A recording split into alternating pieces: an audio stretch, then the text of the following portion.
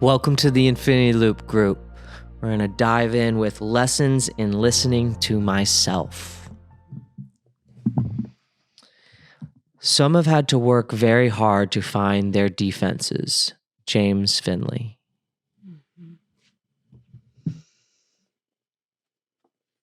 We want to live in our abundant selves where we feel invincible and can take on the world, and being undefended feels easy. But we don't get there because we're told to be undefended. Our tender hearts need us to be their guardians. There are times to honor being open and brave, and times to honor saying no to being cracked open. We feel unsafe and sense something isn't right. We'd have to submit to a violation of boundaries, being labeled and told what's in our hearts. That's everything my necessary nemesis did. He constantly used, you need to be undefended. And it was a complete cultic control over my entire psychic being to name and label me. And they call it coaching. They call it spiritual development. This happens. It happens all over the place, right? Yeah, it's the nuanced dance of spiritual language can very easily be used to manipulate people. Mm-hmm. Assumptions are made about our motives and we get defensive.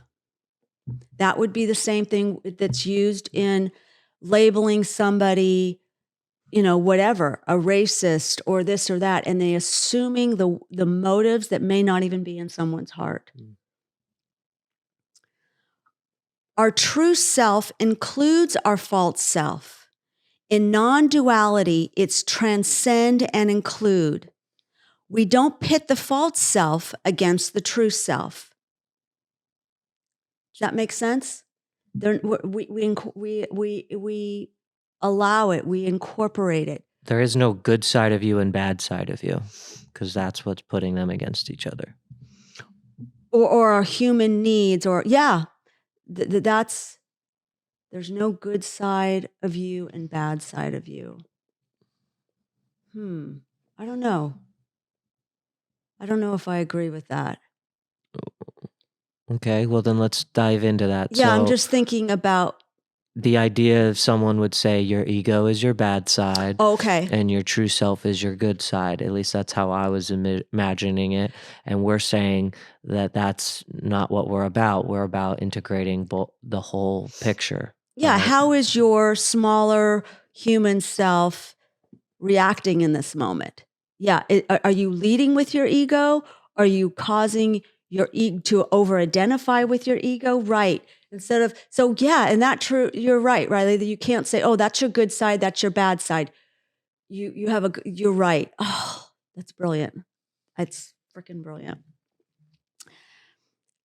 Our anger can be a God-given gift to alert us when a boundary has been crossed, even though others may not think a boundary was crossed. Like, what are you talking about? They were just saying this, blah, blah, blah. Well, at the end of the day, your boundaries are your boundaries. And for anyone to say that your boundaries were or weren't crossed is not their place to say. They don't know your interior landscape at the time, or they may operate at a different frequency, so they don't get it. And if you get feedback from wise souls who agree with you, then you know you're on track. That's getting good spiritual direction and accountability partners. Our defensiveness may be tied to our integrity and all we believe is right and good. This isn't the same thing as thinking we are our point of view and getting all defended because our ego is threatened. This is how we see people treating others in unconsciousness, and our pushback may be because we're more awake in an area than the group. To shut down the strong emotion in us and just go with the flow is splitting from our integrity. Sometimes we don't listen to ourselves when we need to guard our hearts because someone has told us that's bad and unspiritual to do. Sometimes it's the most spiritual thing to do. We don't allow our spirits to get crushed so they can be in service. They call about like breaking someone's spirit. And so we don't allow our spirits to get crushed so they can be in service for what we're called to do in the world. May we know when we're to be open and when to shake the dust off our feet and keep on walking to someone who will honor our open hearts. I love this chapter. It is so the infinity loop. It is so the both and. It is so transcending and including. So I'd love to give a situation where language was used against you to get you to not honor your own values or discernment. My whole life. Could you give an example for us? You don't like something. You don't like the way someone's treating you. You don't like being around someone. You don't agree with the teaching. You have your own process, your own intelligences, and you don't go with the flow. You don't disappear and become small to make everyone comfortable. It's face saving. It's field one of the 4 fields of conversation that is all, they call it politeness. And they don't mean polite in a good way. They mean it's so afraid of anybody ever looking bad. It's just it's the toxic femininity. One of the situations that comes to my mind is when I was on a farm, and there was a guy brought onto this farm, and I did not like this guy within minutes of meeting him. Minutes, if not seconds. It was just like, nope, there's something about this guy. He's deceptive. He's lying. Like, what? I didn't know. And I brought it to the attention of the leader of the farm. And the response was, you don't know him as long as everyone else does. And a month and a half later, he robbed the farm. And it's one of those examples of we know, and people will tell us we don't. And so, yeah, just remembering to listen to your discernment and trust it. Riley, we were talking about, I just had this epiphany about my false self, but that I think I'm actually, if you did a personality test of me, an accurate one, I think I'm probably would score very low. Well, it's tough to say because I adapt so much in agreeableness. But my disagreeableness is actually tied to my intelligence and my integrity and my critical thinking and tied to strength, not disagreeable that I'm just rebellious. Although, I've had that too, where it comes out. But that how I present in my persona as somebody who's very agreeable. And that was the epiphany. That's why doing this podcast is so good. It's just like being in therapy because I'm having to look at myself deeper and going, oh, but what if I leaned, and there's something I'm saying about this, is because I was false and presented as though I was very agreeable, it was giving the message that I was open to letting people define me, control me, manipulate me. And I wasn't honoring what was really going on inside. I was splitting because I had, again, been so socialized that is unacceptable. And it's the own dark man in my own psyche that was shutting me down from consciousness. So that's that same, that it's like being a consultant. You got to be frickin' brave to do the right thing because you are constantly pushing through the doors. You are the first one through the wall. And you are going to be you're going to be judged, you're going to be accused, you're going to be threatening all people's jobs. It's where are we not in integrity that we are willing to submit in our false self to find acceptance, and where healthy defenses may be there to save your life, to save yourself from being abused. Yeah. And I actually had this memory of being held by my dad. I was going to be visiting my great aunt and uncle, and I was little, and it was like I was watching myself, and I was having a complete temper tantrum, screaming hysterically that I did not want to go over there. And he was holding me basically like, calm down. And I was going to go over there. And I don't know all the details, but I know I was sexually abused when I was young, and I was probably picking up, and it's all through life. It's all through life. Anytime you need that group identity, where can you hold that skeptic, that not openness, that healthy defenses, right? Yeah. How do you make sure you don't do or allow this to happen to others, to yourself or others?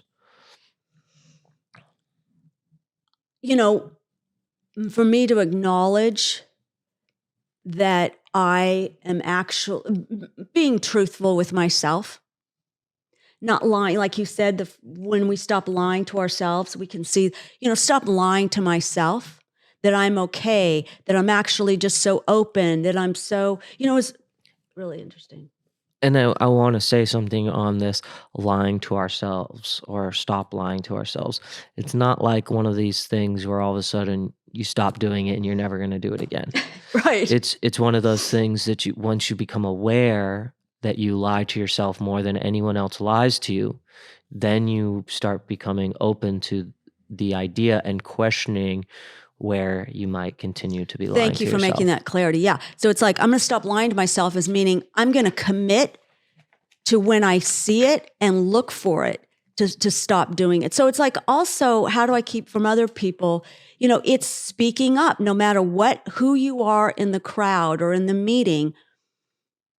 When you can speak up by asking questions, it's a way you lead by the energy that you create and the way you interact with other people, that can set a boundary. Like I said before, on a different podcast, it's like, this is how we treat each other. This is how you can treat someone with respect. This is what true leadership looks like. Speaking up against the bullies. Standing up against the bullies. Mm-hmm. As we move into the next chapter, bullying. Mm-hmm. The moment we seek to control, we cease to love. Henry Nouwen. Yeah, that was that quote that I was like, I think it's in the book, and lo and behold, I forgot that it was actually, it's under chapter on bullying. And that is really there's so much wisdom in that.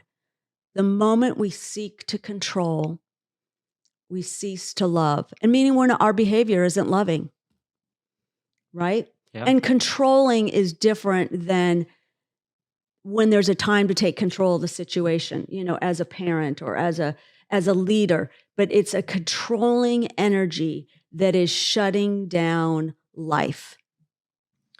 There's a difference between being a leader and guiding someone somewhere and being given the reins or the power of the situation. It's another thing when you are manipulating, gaslighting, trying to change someone's perspective of reality to control them. Yeah, or in a controlling way that causes us to rise up our anger and impatience because we're trying to control this person in an ineffective and unloving way. I think of a lot of parents who do this control, and they say it as a form of, I love you so much that this is why I'm doing this. And I would just argue that that's not true. Like I would say it's, you don't trust yourself, that you haven't done a good enough job parenting, that you can't allow them to make their own decisions. So you choose to control in this guise of, I care about you so much that I'm going to control your life. Yeah, I mean, this goes back to the developmental model, the Tao, the adolescent opportunity, the infinity loop kids. It's when you connect so deeply to your own heart, when you have this awareness that is going, oh, what am I aware of? I'm aware that I'm in fear. I'm aware that I'm afraid this kid's going to turn out bad. I'm aware that I'm impatient. I'm aware that I'm disrespecting. I'm so self-aware of my own narrative and my own physiology. And then I can go to inner stillness, and then I can drop into inquiry, which is what is needed right now. And that's the spaciousness. That's the divine feminine that makes space. And for what's emerging and what is most helpful, and for the child or adolescent to feel safe enough where they are not feeling threatened to learn, to get past the shame, to be able to learn, to go, oh, you are on my side. We are on the side for me to learn. It's a coaching model of parenting. And then comes from there, you develop them from the inside, right? You have earned the right to speak into their life and to question, oh, let's look at that. I can relate to that. It's the red pouch. When I was your age, I struggled with that. Let's look at some ways for you to live better. What was really coming through my mind is the chapter we talked about, respect. Mm-hmm. You can't respect someone if you try to control them. And we talked about how our relationship healed, and it really all rooted in respect. We have so much respect we are so much respect. Right. And I the more conversations I have, and the more perspective I get into other families' relationship, the root of all the problem, from the parents to the child, to me, comes from lack of respect. There's either the kids don't respect the parents, or the parents don't respect the kids, and it lashes out in different ways. When the parents don't respect the kids, they try and control them, and when the kids don't respect the parents, they try and dismiss them, try and decredit them, try and make them out to be the bad guy. Everything in the world is bad because of your parents, kind of thing. And just emphasizing on that, the power of respect, and how important it is for us to go back there and build our relationships from that. And to be bridge builders. To be bridge builders, not to be meddlers. Mm. To be bridge builders, to help somebody learn to see themselves and the offending party differently, and to do their own inner work. And that is my beef with therapists. And we know a situation in our own life where there's some therapist that is not giving good guidance and bridge building and counsel. And boy, they are developing some bad karma for them that destroys relationships. So I would say that this is a calling and an opportunity for all in our lives to question how we show up in other people's lives. And I think it's so easy to comfort and support our friends. And I think the next step is for us to now challenge and question our friends and go, well, what are you not seeing? Maybe they aren't as bad as you're making them out to be. What are you not seeing? And be what we talked about of the true friend. Yes, it's great to comfort them and make them all good, but is that really what's going to benefit them in their life, to allow them to grow, to change, to be the best version of themselves, because I guarantee you the best version of themselves most likely has their parents involved in their life. So when you go, oh, that parent's the bad guy because of whatever they're doing wrong, it's not saying that someone is right or wrong. It's dealing with the situation and going, well, what can we do to make it better? What role can I play to build that bridge instead of blowing everything up? Oh, this person said this to me. They don't respect me. Let me just flip the table over and I'll be in the right because they did this X, Y, and Z. And there is some times where you hear something and you hear it and and there's so much data that goes, oh, this parent can't be in your life now. So it's I mean, the both. boundaries, everything is the both. Finding the balance. I just obviously there are reasons to protect yourself and keep people out of your lives. I just find that a lot of people are doing it for not valid reasons. Yeah.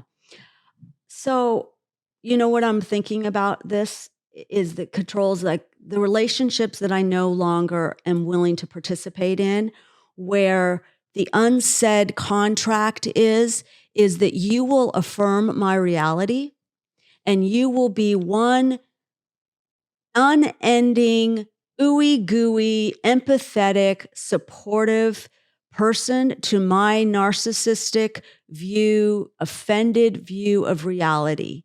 And if I'm not willing to have a relationship like that ever again. I'm not willing to have friends whose rage comes out if you kind of go, oh, I kind of see it a little differently. I'm thinking this. And they cannot be any way, they experience it all as being unsupported. Well, it's bullying from being the victim, right? So right now we live in a society where the victims have now become the bullies. To a lot of the degree.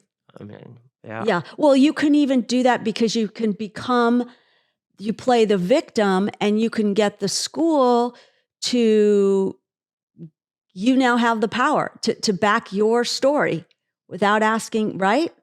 Because you played the victim.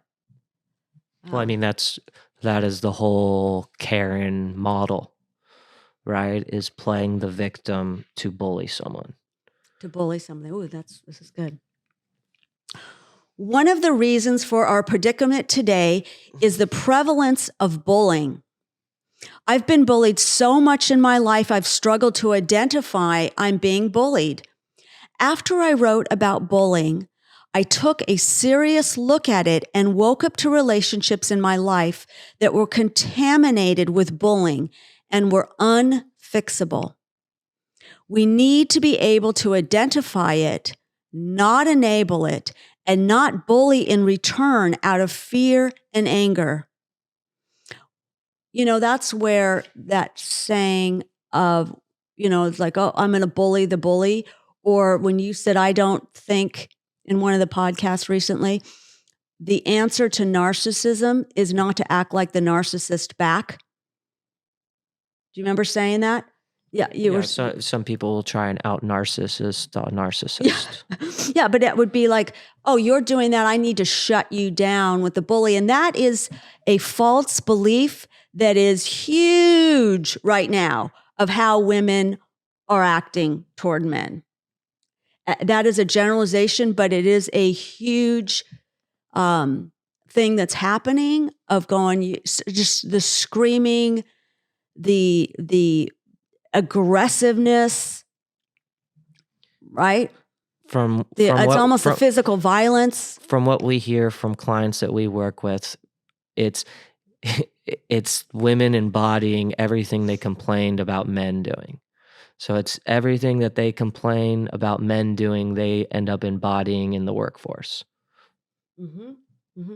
So that is why this book exists to a great deal, and why I wrote it saying for women, because the women's growth opportunity to come from the true self, to figure out how do I grow and do my work to be able to live more for the true self that is more powerful and more skilled in language, that holds boundaries and love and wisdom.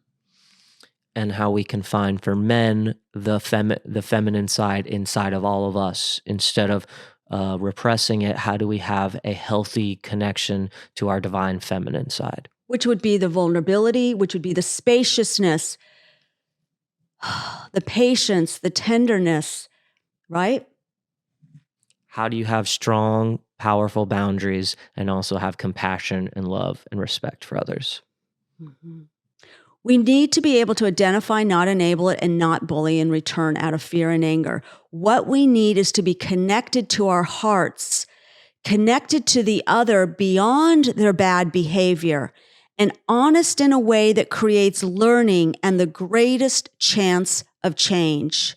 We won't know until we try. So it's, the chapter before or of yesterday, whatever we did, was really about defensive men to receptive men. And when someone is defensive, it can come off with a lot of bullying energy. It's like, I have got to shut you down. And how do you stand in that and not then go louder and scream, thinking that's how you get through to them? Oh, I heard that so much. I need to give them a taste of their own medicine. I need to retaliate in this kind of aggressive getting in their face. And, there might be a place for that somewhere. There might be a situation where there is a place for that. But I think that I would just say that's a strategy, but it is not aligned with who we ultimately are. It's a faulty strategy that you don't want to even create that pattern. There are so many other ways without needing to go there. Well, as soon as you frame it, I'm giving them a taste of their own medicine, you are now making them the enemy. So you've now moved away from connection, inquiry, Mm-hmm. and now you've put it into projection. You're going to bully them from the victim side. You're going to play the victim and now bully the bully, which is not beneficial to anyone. That doesn't help them grow and doesn't help you heal. Only creates more pain. We're projecting our anger onto others. Well, and it's very dangerous because you do that to somebody who is, it's very dangerous because people are violent. You're playing with fire. Well, you're encouraging the person to hit back. Or whatever that well, means. Metaphorically or physically. Yeah, exactly. You go, it's if they say something mean and you take it, but then you say something mean back, now that gives them free rein to just continue to attack. Yeah.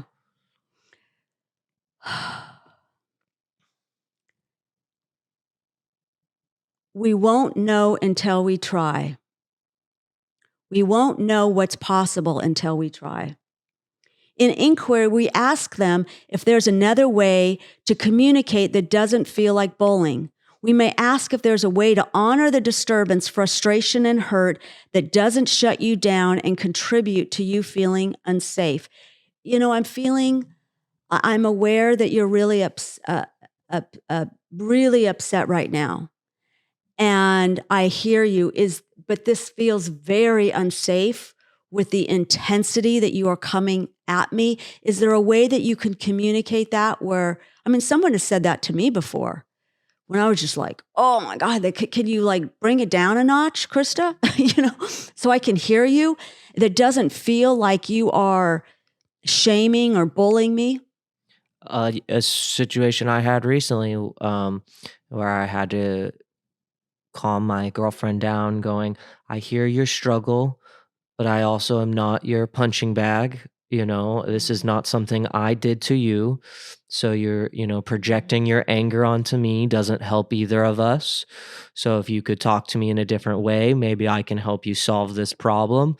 But it's again, it's immediately she apologized, adjusts her tone, but it's one of those things. Sometimes when we are emotionally charged, we don't even realize who we might be bullying. Where it was she was frustrated about something else and turned it into bullying me. And if I was younger, I probably would have just sat there and taken it. And then I would have held resentment against her, and it would have created this whole loop of issues. Instead, I created the healthy boundary going, hey, I'm wanting to be here for you, but I am not going to be you know what I mean? I'm not going to be the person blamed for something you're struggling with. And by communicating those boundaries, made her aware of how she was treating me and adjusted accordingly. And that's where we can live in the infinity loop. And an example of it gave me an opportunity to be loving and connected, but also have the boundaries. And then it gave her the opportunity to be aware and adjust accordingly. I'm thinking about men in their 50s, 60s, 70s who take it from their partners and don't know how to say what you did at age 33. And then we as we've been learning biologically, when men take it, then the women stop respecting the men, and it's just a kind of spiral to the end of the relationship. Because if again, it all comes back to the respect. All our relationships are built off respect. And as soon as I feel like our infrastructure of all relationships comes from respect. And as soon as that infrastructure is broken, you're not going to be able to keep the house up. Mm-hmm. And, so when you allow someone when you don't have healthy boundaries, people don't respect you. Mm-hmm.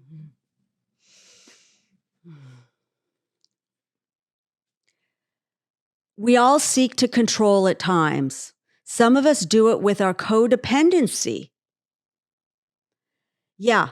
Okay. So we're so enmeshed with what that other person is doing. We have so lost healthy boundaries and collapsed into caretaking that if that person is doing something that we are uncomfortable with, we just have to meddle and get involved and control what they're doing. That's crossing boundaries, right? Well, and it's diminishing the sanctity of the individual's choices and their path. Yeah. Right? So you are diminishing someone's life experience and the journey that they need to go on. You go, yeah, you don't need to learn those lessons your own way. Let me just control everything so I can get you to the next train it's stop. calling the person on the phone and going, are you over there? Are you doing that again?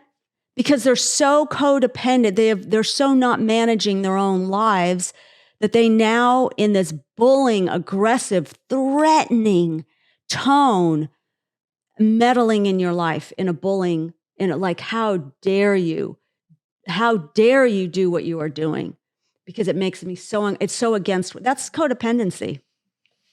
Our concern, that was a big thing. It's the bullying energy. I'm going to take my inheritance. You're now no longer in the will because I'm so concerned about your car. I don't approve of the car you're driving. Our authority, our unconsciousness, our white privilege, our narcissism.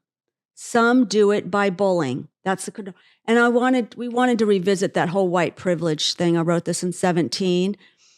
And, that is, I wouldn't use that language anymore. And I think that there has been a time where white privilege, whatever you want to call it, I don't even like, but knowing that we would be, the other person might be discriminated against and we can get away with having the upper hand. In my opinion, the healthiest form of that term, without making it a race-based thing, is it's the It's the privilege of the majority. And that's really what the healthy response to that is, in my opinion, is it's because that privilege, if you lived in another country, would be different, right? The privilege is all based on the majority. So white, quote unquote, white privilege is only a thing that is relevant if you are in a white dominated country. You know, you don't have white privilege if you go to the Congo. You don't have white privilege if you are in a country that is dominated by another race. Or So, places even in our country where you're the right. only white kid in high school. Or to the point where now the victimhood has become the value because it's become this oppressor-oppressed game. And yeah, I mean, I think it's a great example of what we talk about of spiritual language can mean something, and it also can mean something to be used as a tool of manipulation.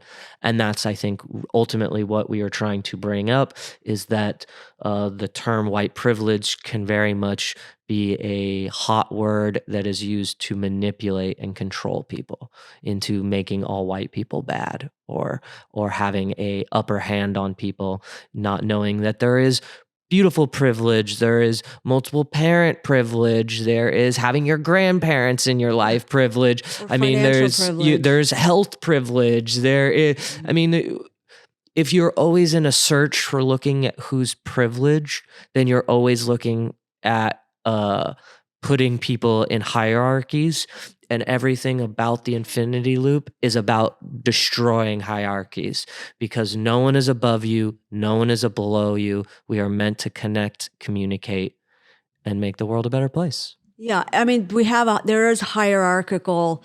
I mean, ultimately, no one spiritually is who they are, and no one is above you as a human being of value or below you as a human being. But people could have a hierarchical power of position that would be power over you, or so in that sense, we're destroying hierarchies, and there is hierarchies, right? It's the both and. I know what you meant, a hierarchy of value. You meant that. Well, and I mean, ultimately, when we do this, no, the hierarchy. I believe in our best version of ourselves. Hierarchies are not given, but they're accepted. So again, back to the respect. If you're talking about it's your business and your boss is technically at a higher position, right? That's kind of what you're getting at. Mm-hmm. Ultimately, that person is only higher than you if you respect them and acknowledge that they are higher than you.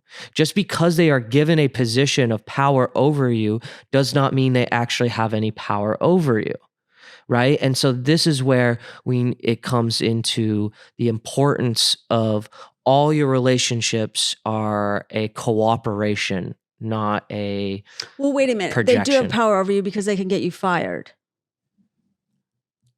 I mean, so tell me more on what I'm missing, what you're trying to say. When they don't have power over you, meaning, what do you mean by that? Okay, so then their power ends once you're fired, right? So how much power do they really have over you? Well, they could. Well, if you needed the job, they had power over you. Right, but so okay, what do you mean? but you have accepted their power over you by accepting the job. That's what I'm getting at. Okay. Is at the base level, ultimately, no one has power over you unless you have given them that power. Well, a cop can have power over you, right? They can. There's. I mean, they have physical force over you. I mean, yeah, they could arrest you. They could be abusing of power. So I think I'm missing kind of what I want to give you more space to explain it more. I guess I'm referring to more on the spiritual, the ultimate power, right? The ultimate power. Yeah, that's very true. The ultimate power. Yes. Right. It's like the power of your happiness, the power of your choice, the power of self-control, the power of your perspective. Yes. Is ultimately no one has control over those things. Yes. Okay. That's beautiful. And in a healthy format, you give power to others that you respect. Ultimately, that's what I feel like we're trying to create that base of using our communication tools to understand, do we respect these people? And if we do, then we can give them power in a situation accordingly, because we believe that there is a benefit at the end. Yeah. And we give them the second look, a normal. Oh, yeah. It's so tricky because it's language. We give them a certain respect from their humanity and divinity, but doesn't mean we submit. Like, say someone's an abuser, right?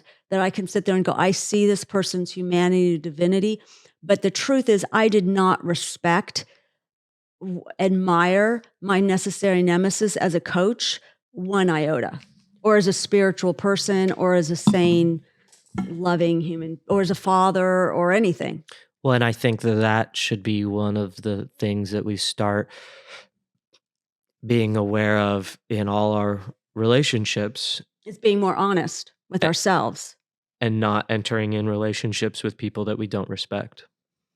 Yeah, that we don't respect their choices, right? We're just clarifying the term respect, because we give everyone sense a legitimacy to their contribution, right. to their humanity. We show everyone respect and respect them as a human being, but does not mean we respect everyone. It's like the phrase of, I don't really want to take anyone's advice for someone whose life I wouldn't want to live, right? Like why would I ever take your advice when I would never want your life? And so I think that is how we can extract that of, but then there's people I respect where everything about their life, I think I would be happy to take. You admire. And you go, oh, that's someone I will take their perspective on. So I think what I'm advice. getting from this, Riley, too, is that, because that way you're using respect is so used in society, there's a place to use it that way, to go, yeah, I don't respect their choices. And I ultimately show someone the contemplative, I look upon them with a contemplative look, not just with, disgust. But you could not respect someone and still show them respect. And you do that from the place of, no, I respect myself enough to not diminish, to not project any anger or belittling onto others. Yeah. I'm just thinking also holding that tension about people whose lives I would not want, because I don't know whose life I would want. I want the choices, and yet I could still probably, it is that kind of going, I don't respect, it's more like, I don't respect your values. So that's not aligned with my values, but I could also kind of look for the kernel of truth and going, I don't respect their values. I don't respect the fruit of what they believe, but they might actually be saying something that I maybe need to incorporate and grow. So it's sort of the both and, right? But it ultimately, it's putting up a boundary going, I don't have your values. I don't have your values. So I'm not going to live my life. I don't have your spiritual views. I'm not going to live my life according to that. Yeah. Some do it in work, in relationships, in families, in community affairs. Both men and women bully. I've been bullied my entire life by men, but some of the worst bullying I've received has been by women. If women have a high degree of aggression, physical dominance, power to threaten and hurt you, they can be powerful bullies. The definition of bullying is repeated, persistent, and aggressive behavior intended to cause fear, distress, or harm to another person's body, emotions, self-esteem, or reputation. Bullying is the use of force, threat, or coercion to abuse, intimidate, or aggressively dominate others. The behavior is often repeated and habitual. One essential prerequisite is the perception by the bully or by others of an imbalance of social or physical power, which distinguishes bullying from conflict.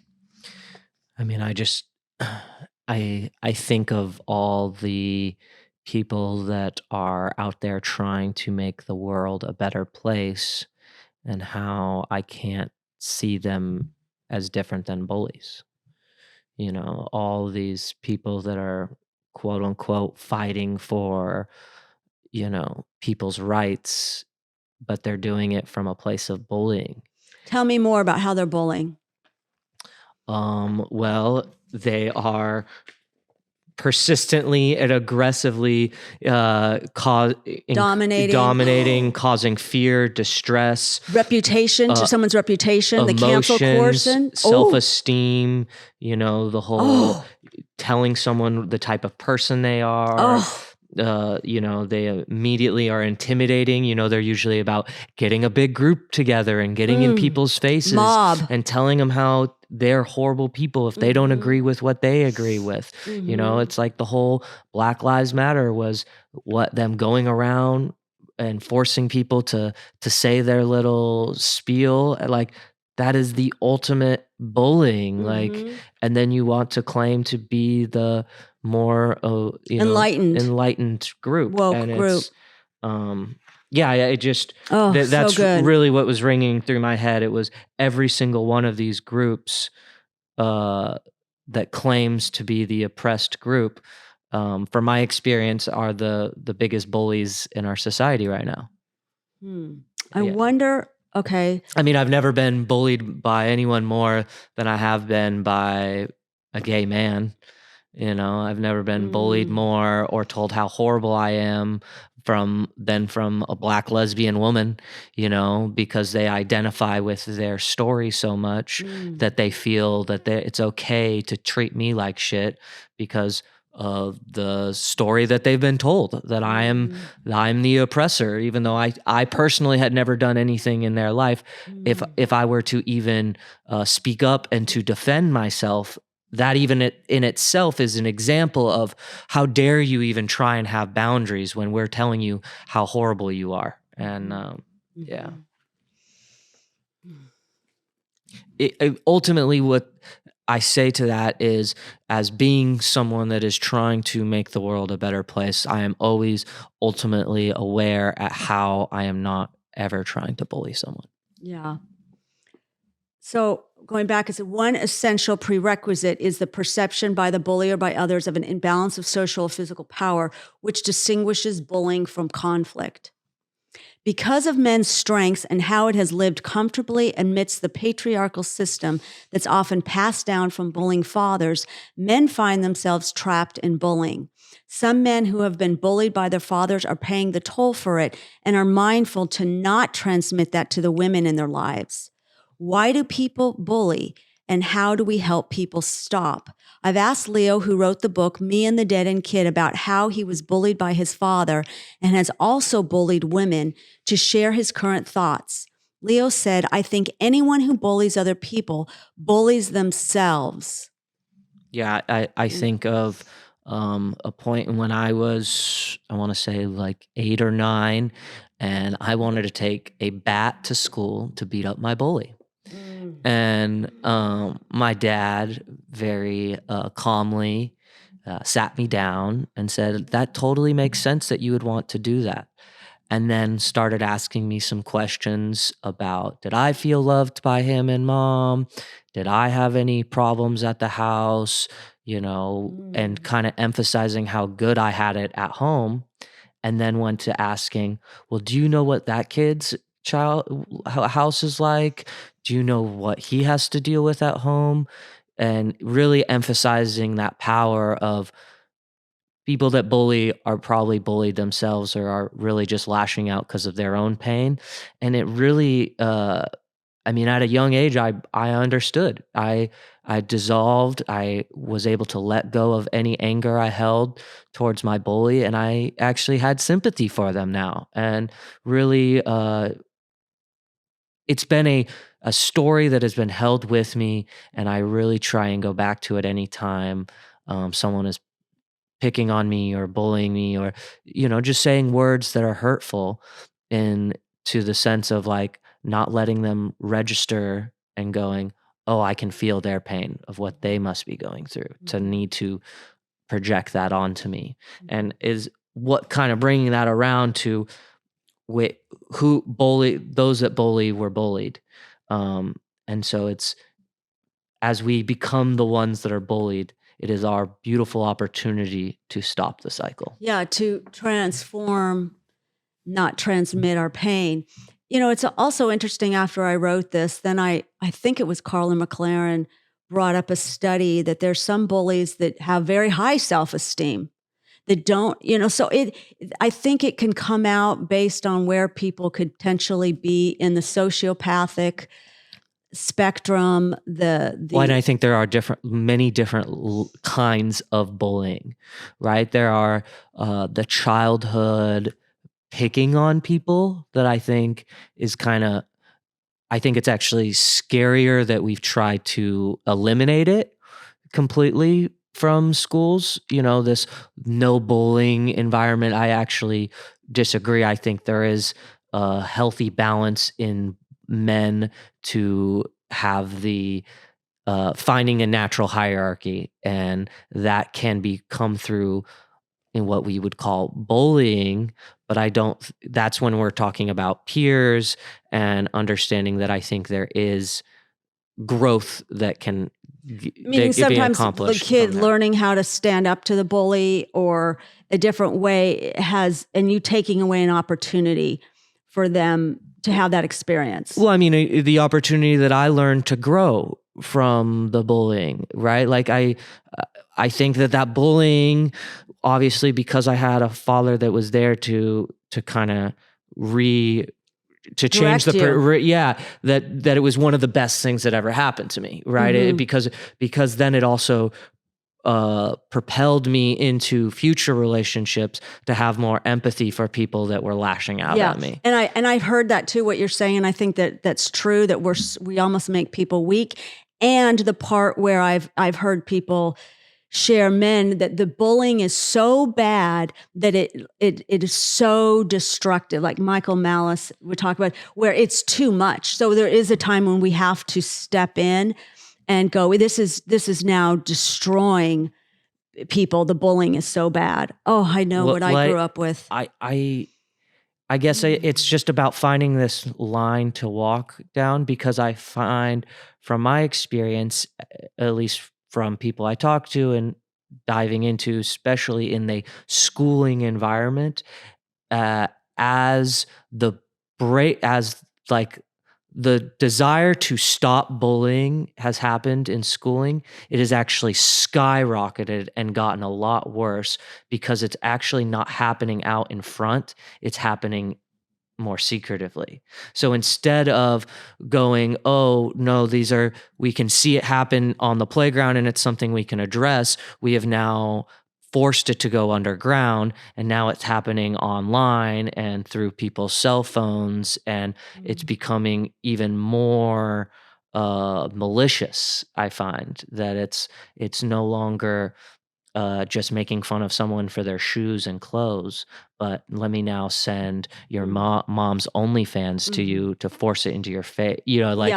This really, like, I mean, the level of bullying that now has gone to this next level of like traumatic abuse that isn't, I mean, it's very hard to define which is worse, which is better, getting the black eye or being exposed to, terrible sexual stuff from your own family. And I think it's just important for us to understand that by trying to make everything safe, we actually make things usually a lot worse. Yeah. It's interesting. I'm remembering in 6th grade, the sexual, I just started to develop my body, and the sexual harassment, the bullying that I had daily was so bad. And really what the issue is, it goes to what you're saying, is it wasn't the bullying. It was what is going on with Krista, who's so outspoken in class, I was at the top of my class. I had confidence. I had no problem speaking up, cannot find her voice. because of the abuse patterns I had, that I cannot, and that's really what it would have been, an example of, oh no, let this happen and let Krista find her voice and to be able to take matters in her own hands to address these boys in a really healthy way. That's where my pain was what's the part of me that can't find that other strategy, that other community that would just shut down and take it. Isn't that interesting?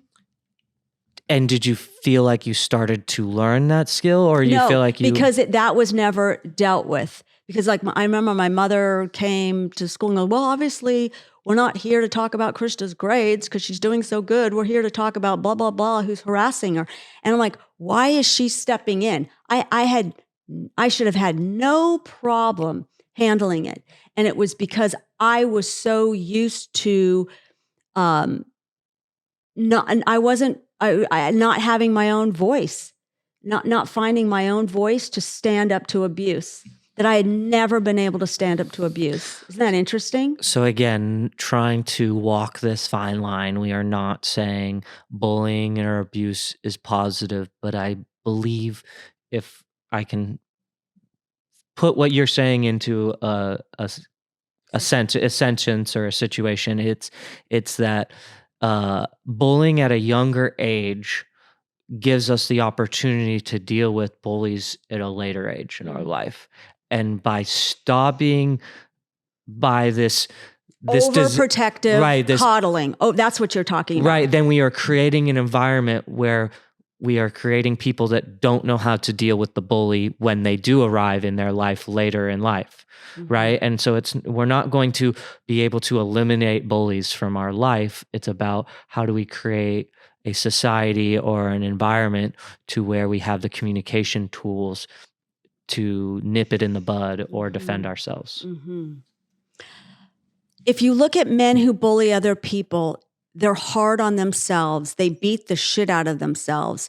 If they make a mistake, they call themselves an asshole.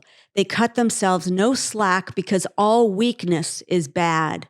The exceptions are narcissists and sociopaths. They're insecure, can't see themselves, and don't have the genuine desire to change.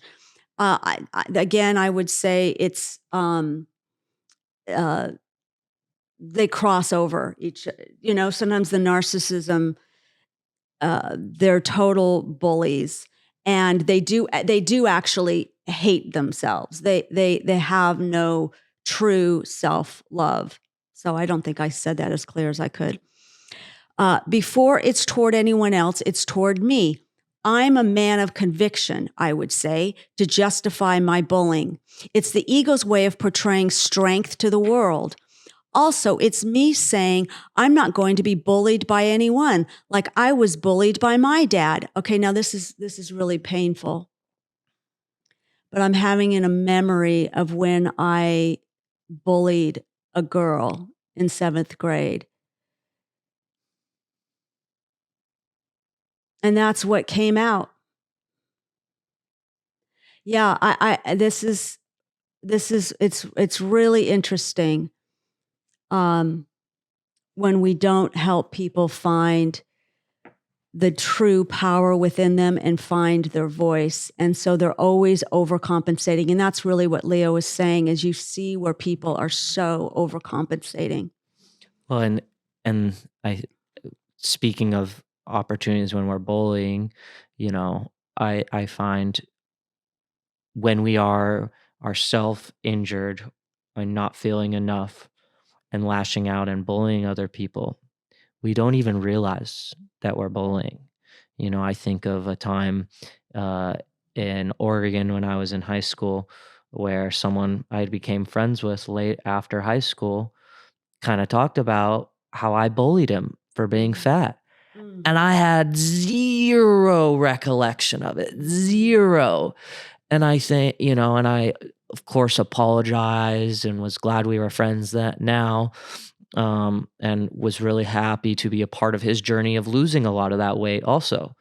But it was, I really was thinking about in the place where I was when I was doing that, of how I was probably the most insecure, the most isolated I'd ever been in my life. And so it just makes sense that I would have been doing those types of things. And it's just sad. And, it's again going back to having sympathy for others who lash out at us because we've lashed out at someone else. And it's just the false self. The false self living from the false self is really problematic because it's so insecure, and we've constantly got to reset the balances to anything that threatens us. It's the wanting the power. Also, it's me saying I'm not going to be bullied by anyone like I was bullied by my dad.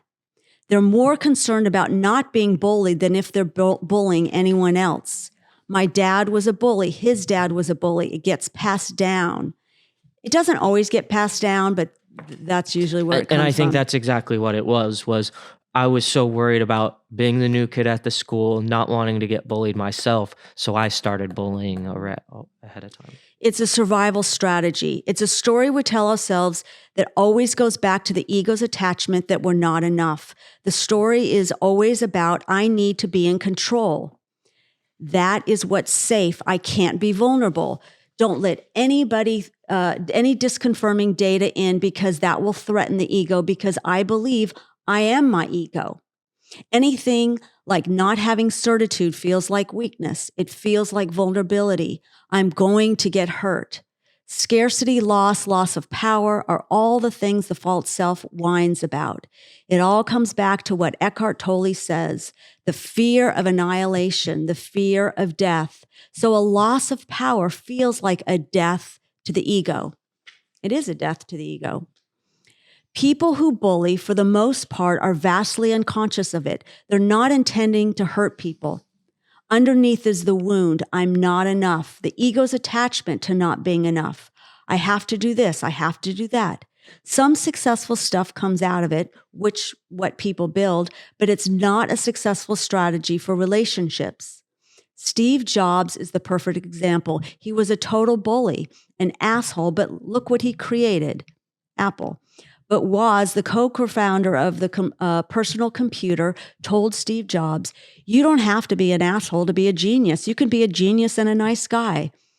But Jobs couldn't do that because of his dualism. It was either or, not both and. He was stuck in it. He was convinced he had to be an asshole to get shit done. The healing is any story that can be thought can be unthought. Like the story I told myself when I was 5 years old, when I had to be a bully to protect myself. The vast majority of survival strategies that we develop from our stories were started before age 8. When I'm 5, I can't process all this shit that's happening. So I have to create a survival strategy to handle it. That survival strategy is always going to break down at some point in your life. Once I go back and observe the story, I'm able to change the story. As it's no longer true, if it's no longer true. This is where the Byron Katie bit comes in. I'm questioning the story. Once you're able to change the story, do the turnaround, the gig is up, the jig is up. And that's the turnaround is, oh, I'm not powerless. Oh, it's actually, the turnaround is actually the exact opposite of, oh, I am enough. Oh, I don't need to feel threatened by that person. Then you're able to create a new story. I don't need to bully anyone. I'm safe in the world. It's okay. I don't need to protect myself that way to prove anything. There may be times I need to protect myself, but it's going to be conscious and it's not going to be in bullying. That's why I was saying, yeah, is there ever a time to get in someone's face? No, I can protect myself without being the bully. I don't need to harm someone to protect myself. I can remove myself from the situation. The critical piece of the healing is I have compassion on that part of myself that is that broken little boy, and I love him. Love and self-forgiveness are the healing powers. I think also when we're really hurt by someone, it's almost like, and all that anger rises up in us, it's like the bully is rising up in us and thinking that is how If only I was the bully, I could have protected myself. Instead of kind of using inquiry too. It's tricky because there has to be a shift in awareness. That's the key to everything. You have to be able to transcend and step away and see your options of how else to behave. That's where a coach comes in. You can't do it by yourself. Create new brain tracks, as you say, Krista. For the victims, it is being able to articulate what's happening and what is causing them to keep going back to the bully. You keep putting yourself in harm's way. I then said, there's also the bullying that happens to kids in schools. It's difficult for kids and anyone going through it to see they have options to not put themselves in harm's way. That's being addressed by schools more now, but the kids who bully need an intervention into what causes them to build their ego identity around such cruelty. Research shows how bullying and aggression go way down on playgrounds where meditation and understanding how the brain is taught, like the Goldie Hawn's Foundation program, Minds Up. I believe in the space of meditation, children connect to a life bigger than the stories they believe about themselves. Yeah, I mean, and I think this is very important when you try and create a too safe of a space and kind of put the bullying underground instead of right in the front. And then again, we are almost too focused on the victim of the bullying and not just the bullier, and understanding that that person just needs just as much attention, if not more, and shaming them and blaming them for their behavior, especially young elementary school type of kids, isn't going Or to junior high, yeah. isn't going to create the growth that you're looking for, but probably create someone that's hardened and more likely to continue that behavior. Because they're just hitting more shame. The Right, shame well, isn't rising up in them. and then They should have. It and then should they're be gonna- rising in them. And then they're going to go to their defensive self, throw up all their defenses. Yeah. Those who bully must truly desire to change because there may be an addiction to bullying that has been formed in them that gives them a powerful psychic charge. It takes an effective approach to open them up to be willing to change. That's one reason I'm so committed to the infinity loop. Bullying happens a lot in private. Victims need to feel safe to speak up and for others to hold the one who bullies accountable to do the necessary work to heal and create a new way to relate. One has to create different patterns of relating. The victims can't be bullied to be quiet. We need to shine the light and come alongside each other in community and mustn't look the other way and normalize when we know of bullying going on.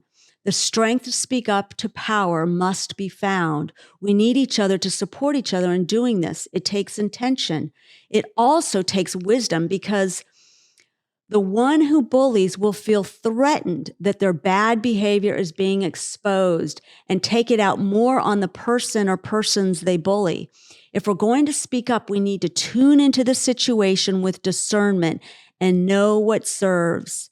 The more we intimately share our lives with one another, the safer one will feel to share or even discern themselves that they're being bullied. Our hearts that hurt so badly when we see or experience bullying is our way home.